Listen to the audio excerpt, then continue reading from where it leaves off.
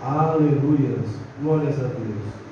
Louvado e exaltado e engrandecido é o nome do nosso Senhor e Salvador Jesus Cristo, meus amados irmãos. Para a honra e glória do nosso Senhor e Salvador Jesus Cristo, estamos mais uma vez aqui para cultuar e adorar o Senhor e aprender e ouvir da Tua Palavra nessa escola bíblica. Vamos orar ao Senhor, para que o Espírito Santo de Deus nos use nesta noite. Aleluia. Senhor Jesus amado, querido Deus Todo-Poderoso, o Senhor que é um Deus exaltado nos céus, um Deus exaltado sobre a terra, sobre o nosso coração, alma, caminho, vida e espírito. Sem o Senhor nós não somos nada.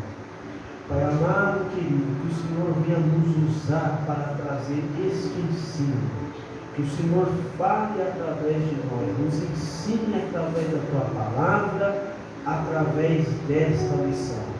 E aquele que for acompanhar a esta live, que seja abençoado por Ti, que seja consolado pelo Senhor, liberto pelo Senhor, curado, meu Pai, e abençoado por Ti. É o que nós te pedimos em Teu nome, no nome do Senhor Jesus. Amém. Graças a Deus. Meus amados irmãos, vou ser breve nesta lição, porque não é uma lição que podemos dizer assim, que é mais para a questão de você trazer um ensinamento do que é a Bíblia, falando de livros históricos e dos livros poéticos, Então, acredito eu que será uma lição bastante proveitosa, mas, porém, bem objetiva nesta noite.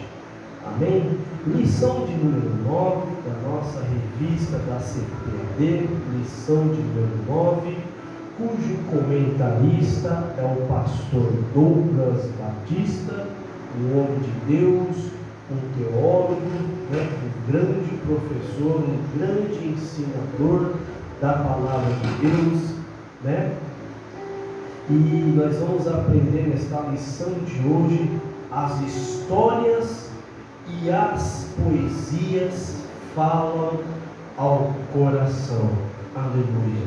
O nosso texto de ouro, que é o nosso texto áureo, que se encontra em Salmos, no capítulo 119 e o versículo 107, que diz assim: estou aflitíssimo, vivifica-me, ó Senhor, segundo a Tua Palavra. Aleluia. A verdade prática nos ensina que os livros históricos e poéticos mostram a soberania e a sabedoria divina. O relato dessas verdades produz fé e esperança em nossos corações. Os livros históricos e poéticos mostram a soberania e a sabedoria divinas. O relato dessas verdades produz fé e esperança em nossos corações. A nossa leitura oficial, meus amados irmãos de escola bíblica, se encontra em Deuteronômio, capítulo 6, do versículo 20 ao versículo 25, e depois nós vamos ler Salmo 119 e o versículo 105 ao 108. Aleluia, glórias a Deus.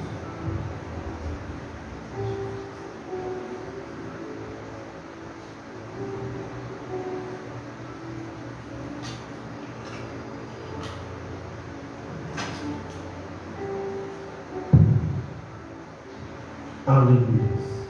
Diz assim a palavra do nosso Deus: quando o teu filho te perguntar no futuro, dizendo: que significam os testemunhos e estatutos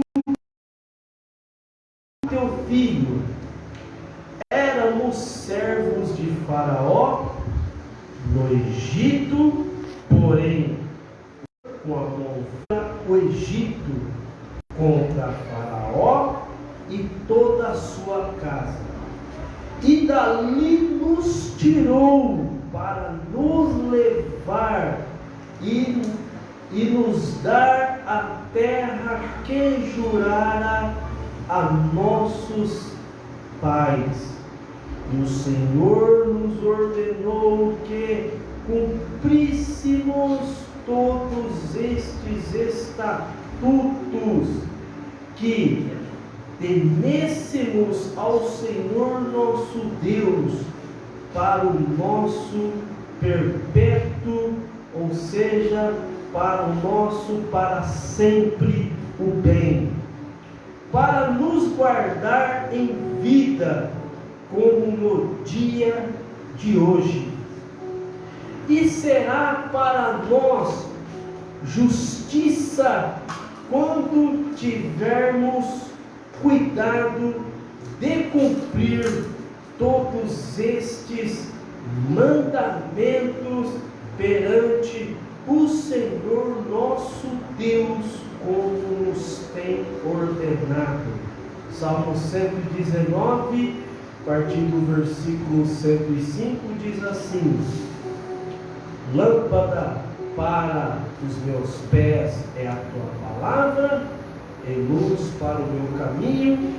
Jurei e o cumprirei, que guardarei os teus justos juízos. Estou aflitíssimo, vivifica-me, ó Senhor, segundo a tua palavra. Aceita, eu te rogo, as oferendas voluntárias da minha boca, ó Senhor, ensina-me os teus juízos. A palavra do Senhor. A introdução, meus amados irmãos, vai nos dizer a palavra-chave desta lição número 9, né? As histórias e poesias que falam ao nosso coração, não somente falam ao nosso coração, mas também nos convence, nos converte, nos liberta, nos transforma e nos curam e nos traz saúde para a nossa alma. E quando traz todos esses requisitos e muito mais que a palavra de Deus faz, meus amados irmãos, a nossa alma estando em plena saúde por causa da palavra de Deus, isso reflete tanto na questão espiritual como na questão física, né? Nos trazendo também na questão física saúde, né? Tem uma palavra lá em Provérbios que diz que a gente guardando a palavra do Senhor no nosso coração, na nossa alma, trará saúde para os nossos ossos, né? A alma não tem osso, mas o corpo tem osso, o corpo físico tem osso. Então, trará saúde. Então, se a nossa alma, o nosso espiritual, que é a nossa alma, o nosso ser, o nosso psique estar bem por causa da palavra do Senhor, a saúde física, né? Mas o que eu quero dizer aqui, meus amados irmãos, não que nós sejamos sujeitos a ter alguma enfermidade no nosso corpo físico. Nós estamos sujeitos sim a ter enfermidades no nosso corpo físico, mas são enfermidades, meus amados irmãos, que não vai nos deixar debilitado para que nós não possamos servir ao Senhor, né?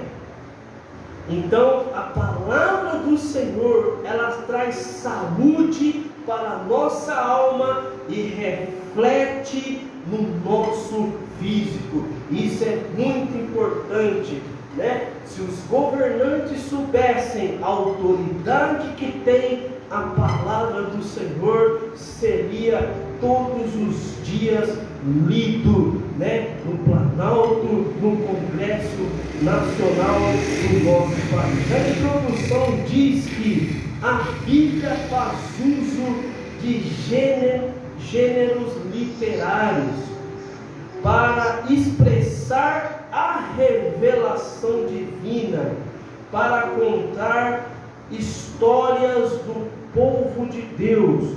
Os livros históricos servem da literatura chamada de narrativa. Os livros poéticos e de sabedoria recorrem ao texto lírico com o propósito de despertar sentimento. Em vista disso, nesta lição estudaremos as experiências, instruções relatadas nesses livros, cuja mensagem fortalece os nossos corações. Meus amados irmãos, né? Vai ser mais um explicativo, um comentário a respeito dos livros históricos, né? Vamos falar a respeito de prosa, né? E dos livros poéticos. Será mais um comentário para aguçar mais o nosso conhecimento, né? Para que nós possamos entender mais sobre a soberania e a vontade do Senhor. Os livros históricos, né, registram o surgimento do povo hebreu, né? Registra o surgimento do povo hebreu, né? São as experiências do povo de Deus na conquista e posse da terra prometida, né? Apontam para a sabedoria divina. Já os livros poéticos, que estou aqui na introdução, os livros poéticos e de sabedoria recorrem ao texto lírico com o propósito de despertar sentimento. Os escritos em prosa e poesia revelam a sabedoria divina que deve ser aplicada em nosso viver diário. Essas mensagens servem de bom remédio e conservam saudável o nosso espírito, alma e corpo. Vamos ver o que diz aqui em Provérbios 17 e o versículo 22. Como eu disse, vai ser mais só um comentário a respeito, né, para a gente conhecer melhor sobre a soberania de Deus. Vamos ver o que diz Provérbios 17.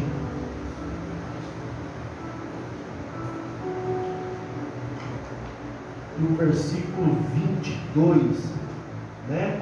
Porque as mensagens do Senhor, né, tanto nos livros, e na verdade em toda a Bíblia, né, mas em especial, como diz a lição de hoje, os livros históricos e os livros poéticos, né, servem de bom remédio e conservam saudável o nosso espírito, alma e corpo. Provérbios 17, 22. O coração alegre é bom remédio, mas o espírito abatido faz secar os ossos. Aleluia! O coração alegre é bom remédio, mas o espírito abatido faz secar os ossos.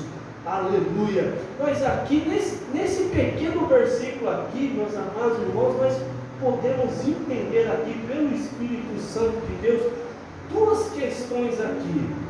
Fala de uma alegria que nós vemos alguma coisa, ou que nós recebemos alguma coisa, ou algo que nós esperamos que acontece, e isso nos faz o quê? O nosso coração fica alegre. Seja uma boa notícia, seja algo que a gente esteja esperando, que nós estejamos aguardando, e esse inesperado acontece, ou o dia que nós estamos esperando é chegado aquele dia, ou seja, coisas, situações que acontecem que alegrem o nosso coração, né? E o coração alegre, diz a Bíblia, que é bom remédio, porque se o coração alegre, né, é bom remédio. Tem uma outra passagem que diz que o coração alegre aformoseia o rosto.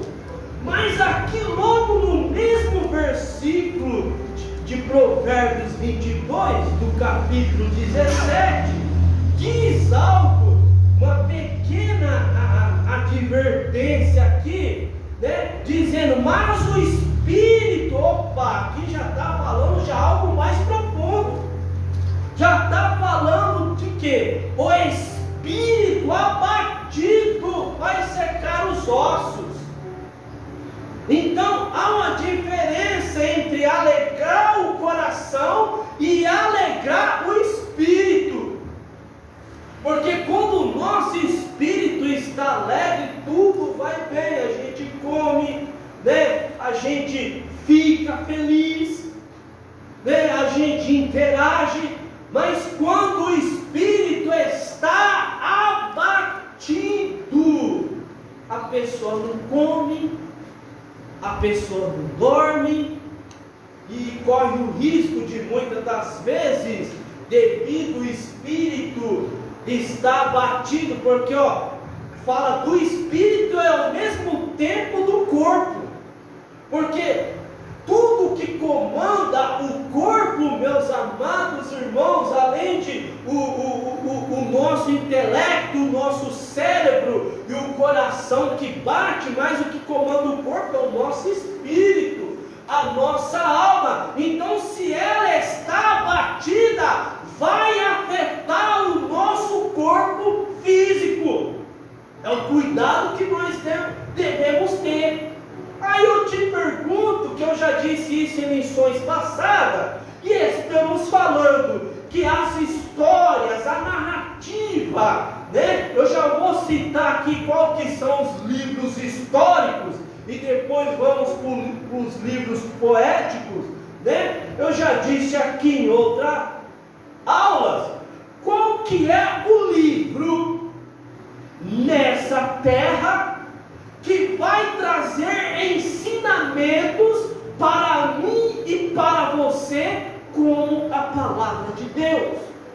Os livros que nós vemos nessa terra vai trazer ensino a respeito do quê? De como você, por exemplo, lidar com pessoas. Já vi livro assim, já li livro, gosto de livro nessa linha de pensamento, né?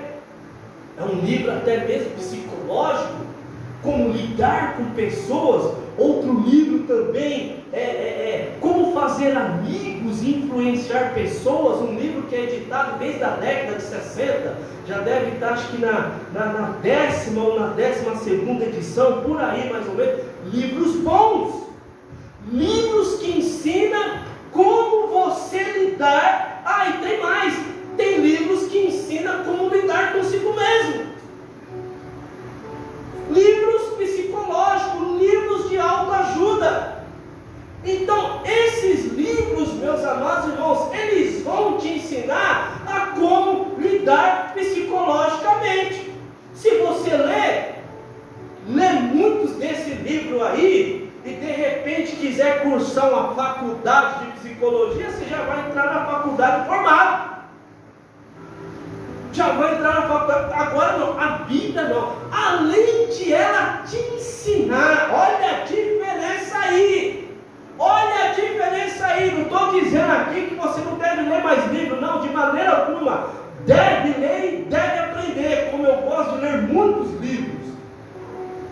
Agora a Bíblia, as Sagradas Escrituras, os livros históricos em questão aqui, e os livros poéticos em questão aqui, além de ele ensinar a você a como lidar consigo mesmo, muito mais eficaz do que esses livros, e a lidar com pessoas, muito mais do que esses livros de autoajuda ou psicológico ensinam. A Bíblia também, ela vai te ensinar, além de o físico, ela vai te ensinar na questão espiritual também, coisas que esses livros nunca vão te ensinar.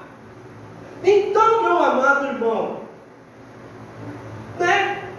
só um respaldozinho aqui para os contraditórios e aqueles que são contra a Bíblia, que fala que a Bíblia é falsa, que a Bíblia é mentirosa. Mentirosa é quem fala que a Bíblia é mentirosa. Meus amados irmãos, se a Bíblia fosse falsa, se a Bíblia fosse mentirosa, só para deixar bem claro, não existiria tantos cristãos e evangélicos na face da terra. E outra, a Bíblia não ia ser no século de hoje, século 21, século de hoje, o livro mais vendido na face da terra no mundo inteiro. E tem mais ainda, só para deixar bem claro aqui para você, a Bíblia, meus amados irmãos,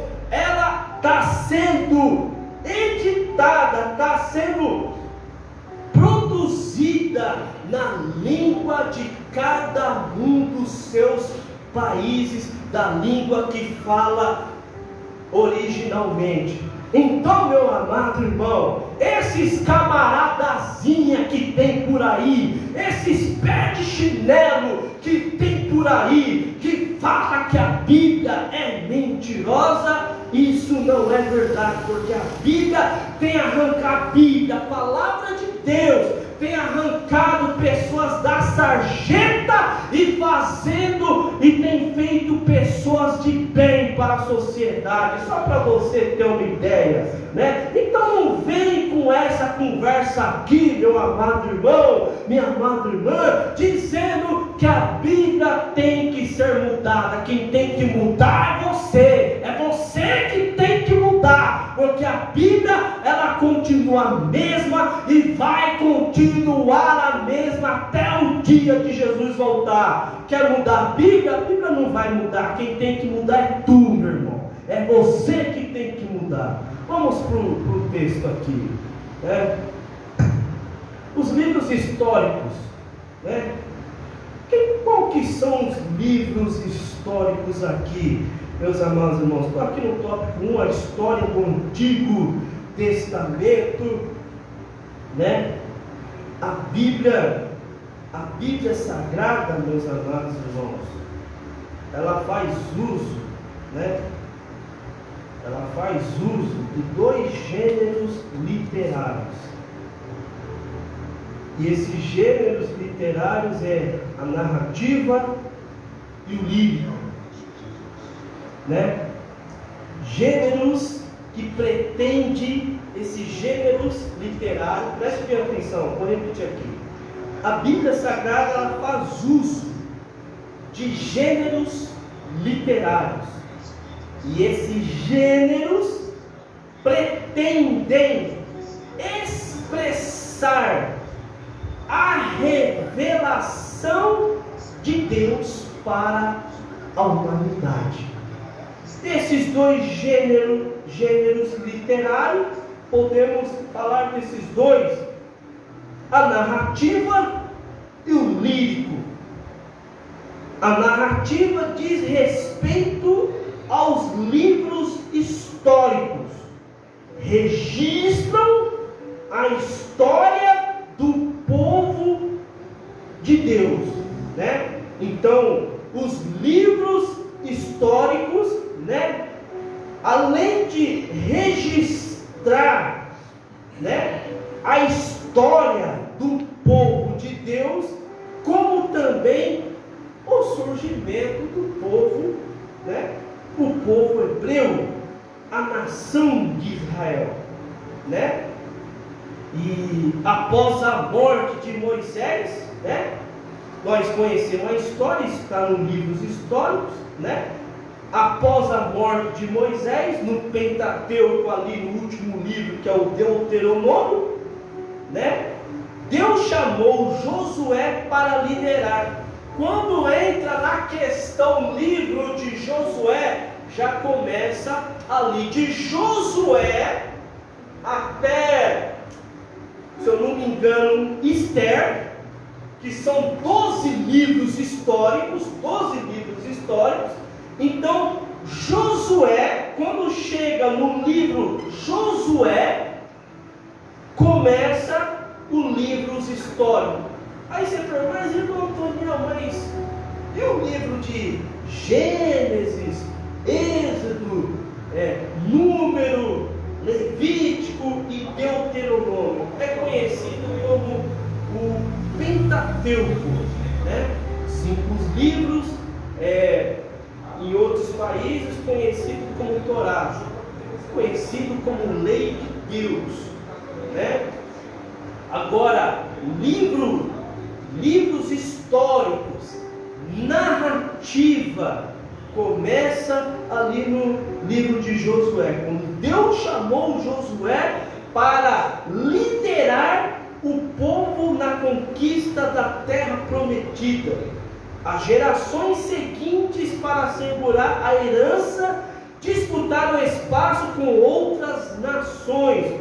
O registro dessa experiência com Deus e da posse da terra são chamados de livros históricos, né? Onde narra a história de Josué, sobre as muralhas de Jericó, né? A volta das muralhas de Jericó. Vai narrar a história também, Josué falando assim: olha, se os deuses para vocês são Deus, então segue, eu e minha casa serviremos ao Senhor, Deus dos exércitos. E isso está narrado no livro de Josué, no livro histórico, aleluia.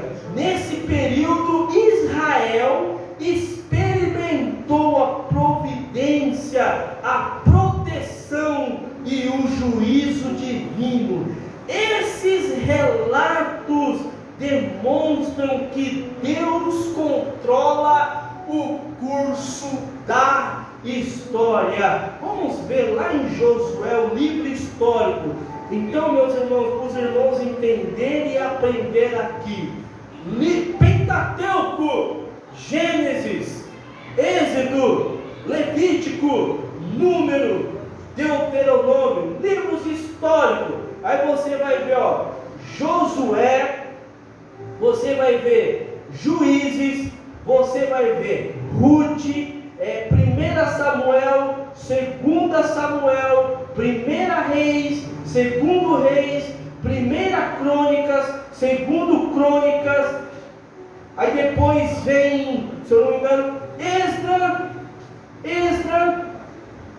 Segundo Crônicas, depois Segundo Crônicas vem Neemias, aí vem Esdras, depois vem Esther, os 12 livros históricos. Vamos lá, Josué 21, rapidinho aqui, para a gente ganhar mais tempo. Josué 21. Josué 21, 43 ao 45. A revista sugere Josué, capítulo 21, como citei, versículo 45. Mas vamos ler a partir do versículo 43 de Josué, capítulo 21. Vamos lá, diz assim, ó: de maneira deu o Senhor a Israel toda a terra que com juramento prometera dar a seus pais. Eles a possuíram e habitaram nela. O Senhor lhes deu repouso em redor, conforme tudo o que jurara a seus pais. Nenhum de todos os seus inimigos ficou de pé diante deles. A todos eles o Senhor lhe entregou nas mãos. Palavra alguma falhou de todas as boas coisas que o Senhor prometera à casa de Israel, tudo se cumpriu. E nós podemos ver que todo o povo de Israel conquistou a tão esperada terra prometida, que manava leite e que manava mel. E nós podemos concluir e entender que esses relatos bíblicos, históricos, essas narrativas históricas demonstram que Deus controla o curso da história. Aleluia. Agora o segundo tópico aqui, meus amados irmãos, a história dos juízes, né? Passando esse livro, né? Passando o primeiro livro histórico, que é Josué, nós vamos entrar no outro livro histórico, onde vai falar, né? Vai relatar a história dos juízes, meus amados irmãos. Olha só que interessante. Aleluias, glórias a Deus. Depois de Josué, os juízes governaram Israel até o profeta Samuel. São cerca de 400 anos de história com a atuação de 12 líderes. Nessa época, não havia rei em Israel. Irmãos, eu vou ler aqui e já vou dar uma explicativa aqui. E cada um andava como queria. Por essa razão, a nação entrou em declínio espiritual e fez o que parecia mal aos olhos do Senhor. Como resultado, os israelitas foram subjugados pelas nações vizinhas. Apesar disso, mediante o arrependimento do povo, Deus levanta libertadores para resgatar Israel da opressão. Essas histórias apontam para a fidelidade e a misericórdia divina. Meus amados irmãos, como diz aqui, nessa época não havia rei em Israel e cada um andava como queria. Bom, meus amados irmãos, interessante que no contexto de toda a Bíblia, né? Eu já havia explicado em outra aula que a diferença de eu escrever um livro, eu vou colocar o que eu penso, eu vou digitar um título lá, aí esse livro vai se chamar título tal. E lá eu vou colocar minha visão, meus pensamentos, minhas ideias, minhas opiniões e meu respaldo a respeito daquilo que eu quero falar nesse livro, né? Agora, quando Deus levantou homens como eu e você, antigamente, para ser usados por Deus, esses homens, por exemplo, Moisés, né? Moisés escreveu o Pentateuco, os 5 primeiros livros da Bíblia. Ele escreveu, só que tem um detalhe, que quando a diferença de que quando Moisés escreveu um livro, a diferença de uma pessoa que vai lá e coloca um título no livro que ele quer colocar suas ideias. Só que a diferença é que Moisés não colocou suas ideias, não colocou a sua visão, não colocou seu pensamento, e assim toda a Bíblia. A diferença é essa. Se é eu que vou escrever um livro, vou colocar meu pensamento, minhas ideias, minhas visões. Agora, esses personagens da Bíblia, né?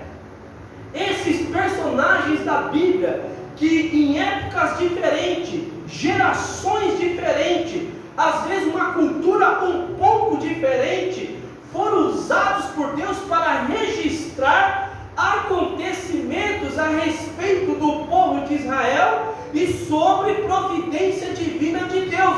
Esses homens não colocaram o pensamento deles, nem ideia deles e nem visão deles. A diferença está aí. Esses homens, eles ouviram, eles foram inspirados, Deus soprou sobre eles tudo aquilo que precisava ser registrado. E o mais importante, que Deus é santo, é perfeito e que é soberano e que tem o controle de tudo. A diferença, meu amado irmão, é que Deus não colocou somente a parte boa. Deus não queria que fosse registrado somente a parte boa. Deus queria que fosse registrado também as partes ruins. E Deus não deixou passar nada. Deus falou, olha, Israel servia a Deus. Hoje Israel não serve mais a Deus. Está registrado na Bíblia. Houve um homem de Deus, usado por Deus, cheio do poder de Deus, usado por Deus. Deus usou esse homem, Deus falou na boca desse homem, Deus operou maravilhas na vida desse homem. Está registrado lá. E esse mesmo homem, de repente, lá na frente, esse homem pecou. Deus fez com que fosse registrado isso também. Então, meu amado irmão, Deus não deixou de registrar nada. Cópia dos originais que nós temos, Pentateuco, livros históricos, livros poéticos, né? Livro dos profetas, livro dos evangelhos, as cartas paulinas, né? Podemos dizer também livro Judas e depois vem Apocalipse, a revelação que João, são livros apocalípticos, né? Então, meus amados irmãos, veio tudo de Deus, não veio do homem, pensamento, ou ideia, ou visão, ou sentimento. Eu vou escrever isso aqui.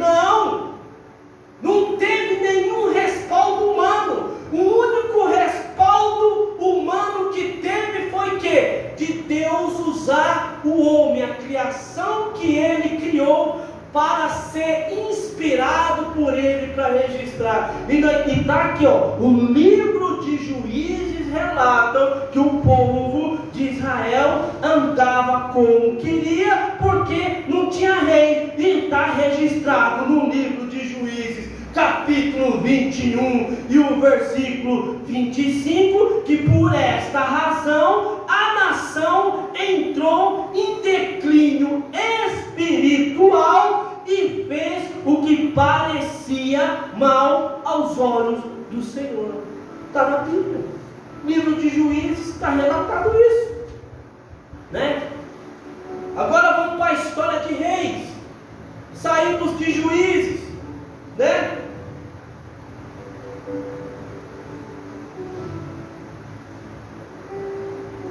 No livro de Juízes, relata o bom do povo de Israel.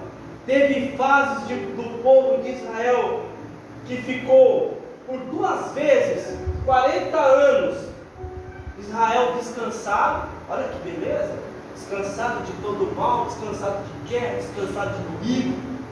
Aí depois voltou tudo de novo, voltou a desobediência, né? E isso os livros históricos relatam, livro de Juízes, livros históricos, né?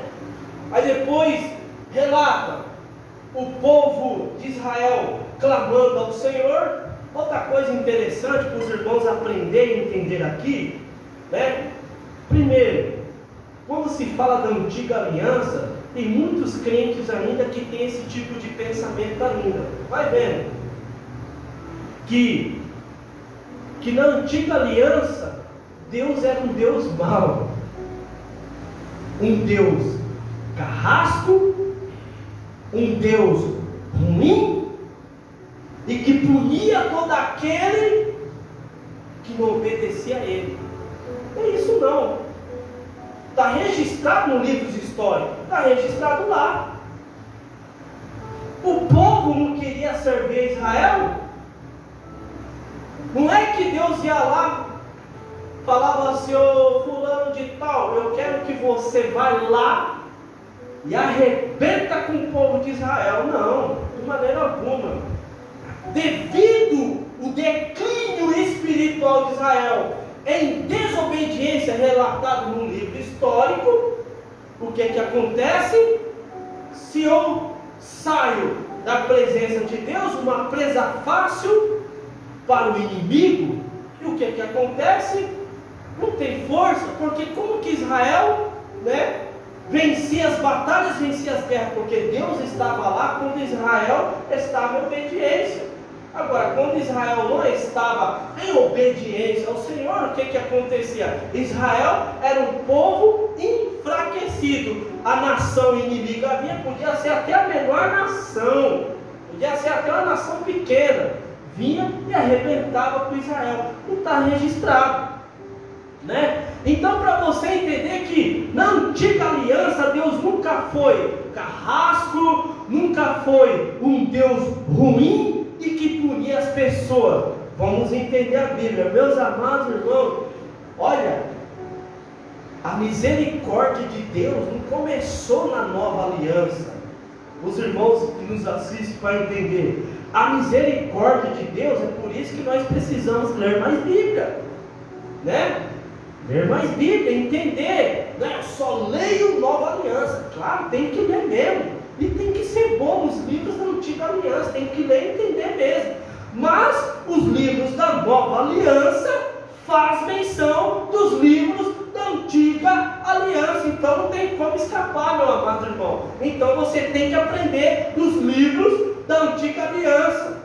Tanto o Pentateuco, livros históricos, livros poéticos e os livros dos profetas, antiga aliança. Você tem que entender e tem que aprender que a misericórdia de Deus não começou nunca com a vinda de Jesus. Tem gente que pensa isso.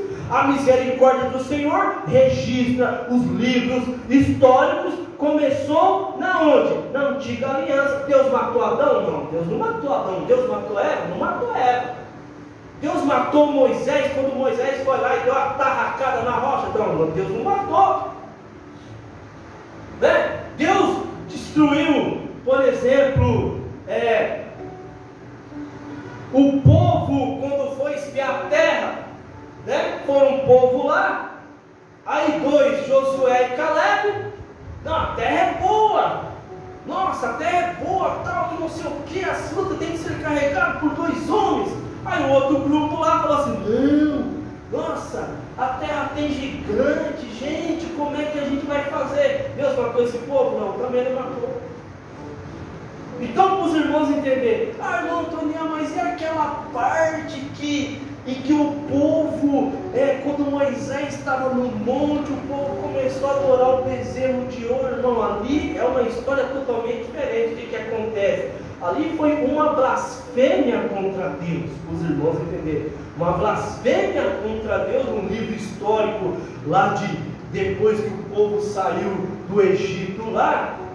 Porque o povo viu o poder de Deus. Vai ver, viu o poder de Deus no físico, não somente questão espiritual, viu no físico, assim, no concreto, não é no abstrato, no concreto, viu o poder de Deus. E tem mais,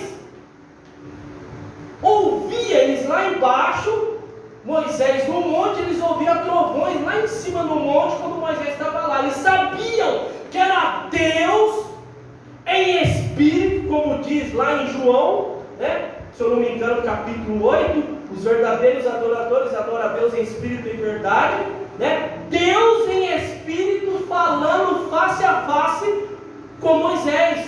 Opa, peraí, então eles viram, eles experimentaram o poder de Deus, e o que acontece? Aí Moisés desce, acaba quebrando as tábuas da lei. Olha só para você ver, registrado nos livros históricos. E o que acontece? Moisés fala: se vocês quiserem servir a outros deuses, vai para lá. Se vocês, agora os que querem servirem ao Senhor, que passe para cá. Então eles trocaram o Deus que eles viram com os olhos físicos, o poder, viu Deus, eles viram o poder de Deus, eles viram. Então aí já houve o que? A terra se abriu, eles pecaram, blasfemaram contra Deus, e a Bíblia registra isso. Então, meus amados, é a parte que nós vemos. Mas quando o povo de Israel estava escravizado pelo inimigo, famílias que foram mortas pelo inimigo, que estavam escravizadas por nação inimiga, quando eles clamavam, meus amados irmãos, aqui apesar disso, mediante o arrependimento do povo, Deus levantava libertadores para resgatar Israel da opressão. Você pode ler Juízes capítulo 3, do versículo 9, 15, Depois você pode ler Juízes capítulo 6, do versículo 7, E vamos ler só uma aqui, 2 Timóteo, capítulo 2, rapidinho aqui, e o versículo 13, que diz assim, se somos infiéis, ele permanece fiel, porque não pode negar a si mesmo. Vamos entender isso aqui, Vamos entender isso aqui, Se somos infiéis, ele permanece fiel. Irmão, se eu estou sendo infiel, a promessa que Deus me fez, entenda isso aqui, a promessa que Deus fez a mim, fez a você, ela vai continuar de pé. Porém, vamos entender, ela só vai se cumprir na tua vida quando você voltar a ser fiel. Entendeu, amado? É isso que diz. Se eu estou sendo infiel, Deus pode vir e falar: olha, vou te abençoar espiritualmente, vou fazer isso, olha, você vai ser assim, tal, vou te usar, tal, beleza. Promessa de Deus, ele é fiel, já está cumprida. Para acontecer depende de quem? Não depende mais de Deus, não depende mais dele. Ele veio, porque diz o texto de 2 Timóteo 2,3, o quê? Que ele é fiel, Se somos infiéis, ele permanece o quê? Fiel. Então o que acontece? Só vai acontecer na minha vida enquanto eu estiver fiel. Se Ele prometeu, não depende mais de Deus, não depende do Espírito Santo, não depende do reino dos céus. Porque se saiu da boca de Deus, pronto, já está cumprido. Aí para acontecer, depende de quem? De mim. Depende exclusivamente de mim. Como? Permanecendo fiel nos caminhos do Senhor. Porque o que vai acontecendo? Aí as coisas vão acontecendo. Por causa que a boca de Deus falou. Agora, se eu sou infiel, a promessa de Deus vai se cumprir ou não serve? Se eu estou sendo infiel, não tem como. Ela continua de pé porque Ele prometeu. Mas ela só vai se cumprir a partir do momento que eu for fiel. É o que registra, eita, como Deus é bom, os livros históricos, os livros poéticos, e se a gente for lá para a nova aliança, vai falar da mesma forma, vai falar do mesmo jeito. Aí já vai entrar na questão salvação de alma, que se eu permanecer na presença de Deus, fiel, lutando, orando, buscando, perseverando, se eu morrer, eu vou alcançar o quê? A salvação, da mesma forma. Então, meu amado irmão, aprenda, Deus é Pai. É isso que você tem que entender. O Deus da antiga aliança, Ele sempre foi Pai e Deus misericordioso. Deus não matou o povo de Israel e escolheu outra nação. Não. Deus continuou com o povo de Israel, porque Deus ama Israel até os dias de hoje, como também ama a sua igreja e ama você, meu querido irmão, minha querida irmã. Aleluia. Rapidinho aqui, livro de Reis, aleluia. Tópico 3, rapidinho aqui. Por volta do ano 1050 a.C., lá no 1050 a.C., livro de Reis, Deus constituiu Saul como rei de Israel, porém Saul fracassou. Então Davi foi escolhido, recebeu promessa de um reino que não teria fim. Salomão lhe sucedeu e após sua morte o reino se dividiu. Isso no livro de Reis, tudo isso relatado. Deus está escondendo alguma coisa aqui? Não, Deus não está escondendo nada, né? Israel no norte e Judá no sul, ambos os reinos rebelaram-se contra Deus. Pronto, está registrado no livro de... Então, meu amado irmão, minha amada irmã, Deus nunca escondeu nada. Está narrado, a narrativa bíblica, aleluia, demonstram a soberania de Deus no controle da história. Pronto, aleluia. Rapidinho aqui, livros poéticos e de sabedoria do Antigo Testamento. Os livros sapienciais,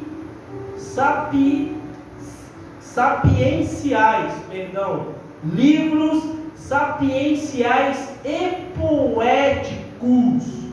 Os 5 livros do Antigo Testamento são chamados de escritos sapienciais e poéticos, porque ensinam sabedoria por meio da poesia e da prosa. São eles: Jó, Salmos, Provérbios, Eclesiastes e Cantares de Salomão. Sapienciais, né? Podemos dizer também, né?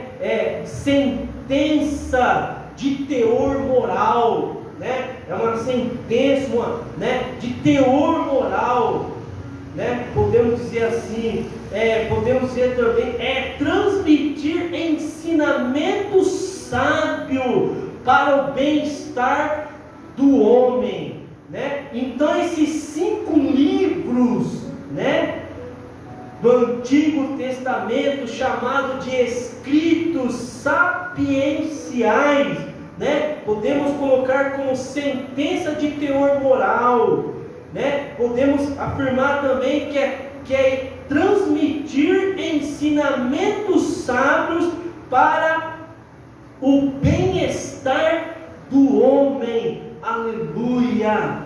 Agora tem outra questão aqui, a questão da prosa, né? Que vai falar no livro de Eclesiastes, né? Que foi escrito quase todo em prosa, né? O que é uma prosa, né? Um estilo natural de falar, né? Um estilo natural de falar, um estilo normal de falar, né?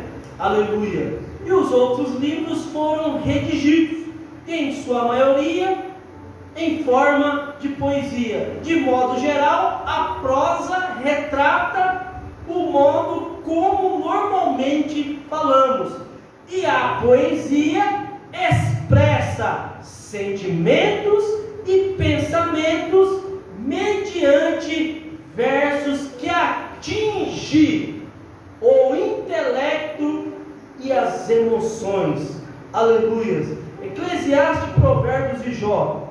O tema Eclesiastes está na frase: e tudo é tudo vaidade, indicando a efemeridade da vida humana.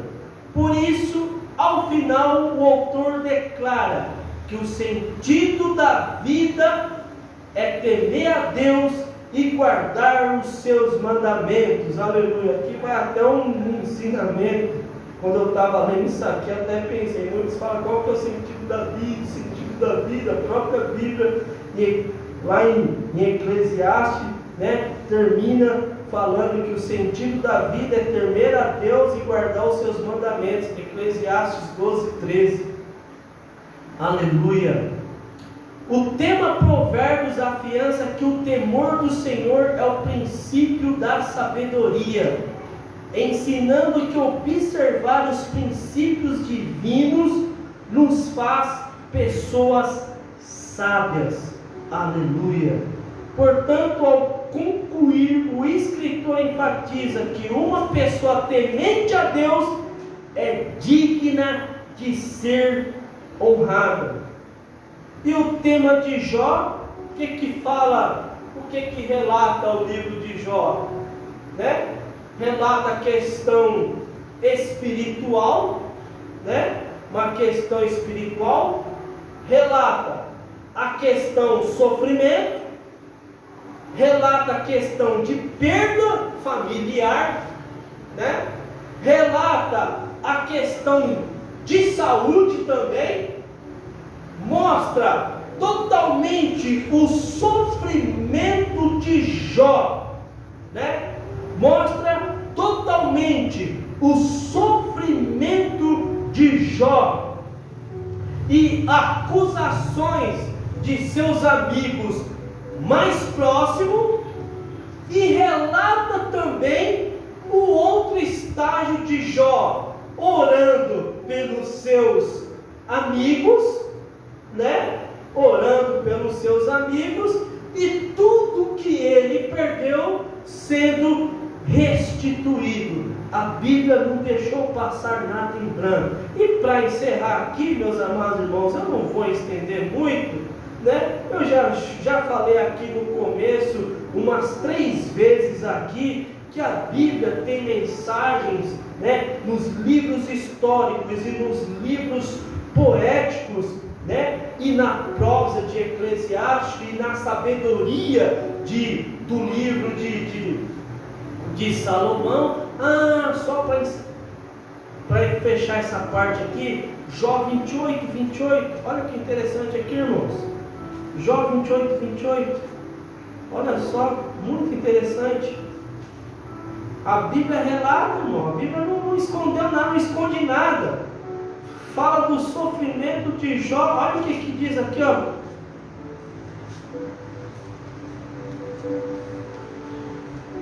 Jó 28, olha que interessante. Olha lá. E disse ao homem: o temor do Senhor é a sabedoria. Olha aí. Olha que interessante. E disse ao homem, né? O temor do Senhor é a sabedoria. Aparta-se do mal. E apartar-se do mal é o entendimento. O temor do Senhor é a sabedoria. E apartar-se do mal é o entendimento. Meu Deus do céu, que ensinamentos! Os livros históricos e poéticos, sem falar que na próxima lição, que eu já estou encerrando aqui, vai falar, né? As profecias despertam e trazem esperança, né?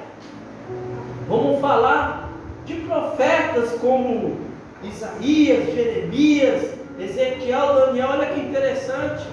Hoje estamos tratando dos livros históricos, a narrativa histórica, né?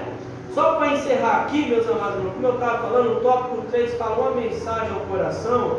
Eu já falei umas 3 vezes aqui no começo, que são mensagens que falam ao nosso coração, que converte ao homem, traz libertação ao homem, que cura o homem e que traz saúde na alma do homem e reflete no físico do homem, né? Já falei isso, então não vou aqui citar o tópico 3 porque já falei, né? Só para encerrar aqui, eu esqueci de falar que eu falei da narrativa, né?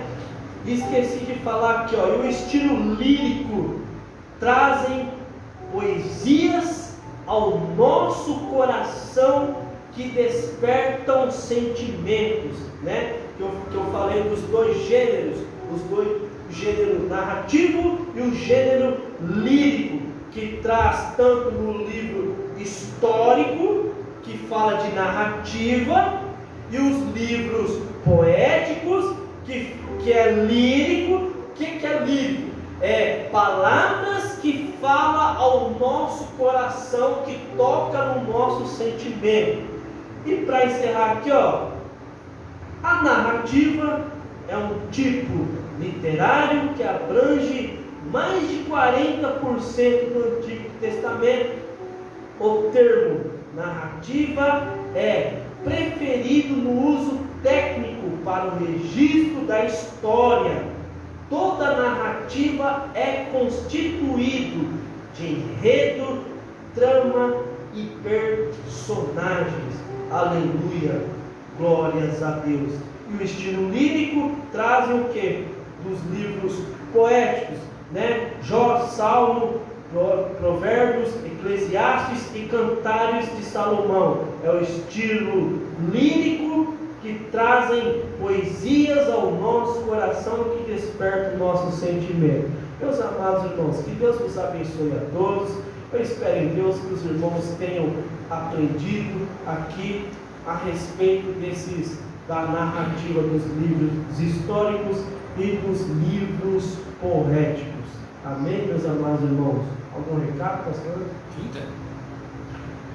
Quinta-feira, nosso grande culto público. E você que mora nas redondezas aqui de Pouso Alegre e bairros, você é nosso convidado especial. E domingo, meus amados irmãos, nosso culto de missões às 18 horas. Amém? Vamos orar ao Senhor. Senhor Jesus amado, querido, Deus Todo-Poderoso, Deus exaltado e engrandecido.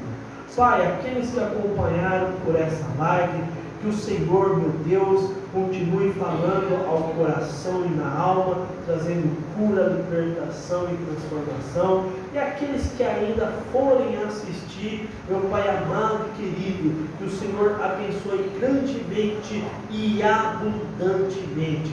Pai amado querido, nos leva para a nossa casa, em paz e segurança, protegido e acampado pelo Senhor. Meu Pai amado querido, te pedimos também que aqueles que não podem estar aqui, meu Pai, que o Senhor também o abençoe, que o Senhor ajude, dê vitória, que o Senhor dê saúde. Meu Pai amado, visita a nossa irmã Zoraide com o nosso irmão João, meu Pai amado querido, e nos dê um dia amanhã, meu Pai, abençoado, na tua presença de trabalho. É o que nós te pedimos e te agradecemos em nome do Senhor Jesus. Amém. Graças a Deus.